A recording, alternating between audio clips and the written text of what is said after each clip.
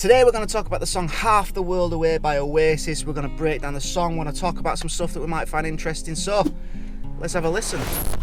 So Half the World Away is probably my favourite Oasis song. It was obviously written by Noel Gallagher. It was released in 1998 on The Master Plan, which is a collection of Oasis's B-sides. Have a listen for yourself, let us know your thoughts of this song in the comment section below, but it looks like I've finished listening to this tune now, so back to Dave. When I listen to this song, it immediately takes me back to being a kid watching the Royal Family. Obviously I mean the TV show The Royal Family, I don't mean the actual Royal Family. In the video I made about playing guitar like Noel Gallagher, I really just talk about the chords that he likes to use when he writes his songs. This is a song that uses pretty much everything that I talk about in that video. Do you want to talk about this bit? I'm up for that.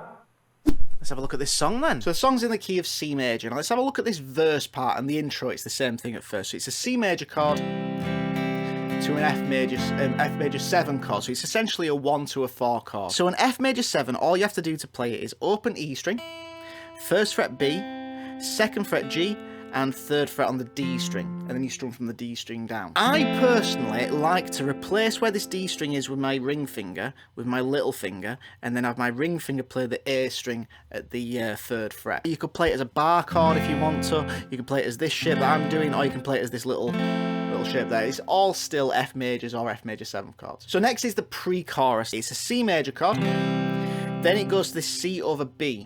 So essentially what that is the C major chord, we take off the ring finger, which is playing the C note, then we take the middle finger, which is on the D string 2nd fret, and we change it to playing the A string 2nd fret, so that's the B note. It's just a nice little part, this, because we've got this C major, then doing that walk down to the A minor chord, but then we've got this D7 chord. Now in this key, that should really be a D minor, but he obviously really liked the sound of the D7 chord, and I prefer that sound as well, and that leads you really nicely into that F chord. Now we're going into the chorus. Now this has a much longer chord progression, and I really like this idea of a longer chord progression with things that change a bit more, because it feels to me like it tells a bit more of a story. Everything just fits really well in this section. So he's changed it to have more of a minor kind of sound. So he's changed it to the 6th chord, so the relative minor of C. So he's going into the A minor, to the 1 chord, C major. Then he's going to an E major, and this E major is acting as a dominant chord, leading you into the A minor again. Then he's going back to an F major 7. Then he's going to a D dominant 7. Now this D7 leads you really well to go into the 5 chord of C major, which is G major, which is then going to a G7. So there's a lot of interesting chord changes happening there, especially with these kind of leading chords, these dominant kind of chords. So we've got that, like that E major chord, or E7 I suppose we could use it as, leads you really nicely into an A minor, and that D7 chord leads you really nicely into that G major. And that G7 chord feels to me like it wants to go to C major, but it's leading you into A minor, which is also a really cool sounding change. Then he basically starts the whole thing again, so it's A minor to C, to that E major or E dominant chord I suppose, A minor. But now he's changing it again, so this time to end this sequence he's going to an F major as a bar chord. So this is the 4 chord. Now you know what we like to do with a 4 chord, we like to change it to a 4 minor. And then he's going into the C. Remember that walk down we did earlier, C over B, A minor.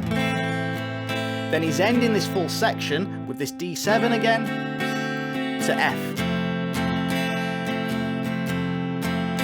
I don't really know why I prefer this song to most other Oasis songs. Maybe it's the chord progression. I mean, it's a simple chord progression, but it's an interesting chord progression. There's a lot of really interesting movements that happen within it. Maybe it's what the song's about. I mean, the arrangement, the chord progression, the lyrics, the melodies, everything expresses this feeling of feeling trapped, but still dreaming of escaping, and I'm sure that's something that a lot of people can relate to. Or maybe it's just the fact that this was used as a theme song for a TV show I used to watch as a kid. I don't know.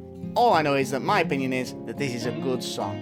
But you're entitled to your own opinion, so please let me know your thoughts in the comment section below. Let me know if there's any other songs you want to see me cover in this series. Please like the video, subscribe to the channel, and I'll see you next time, guys.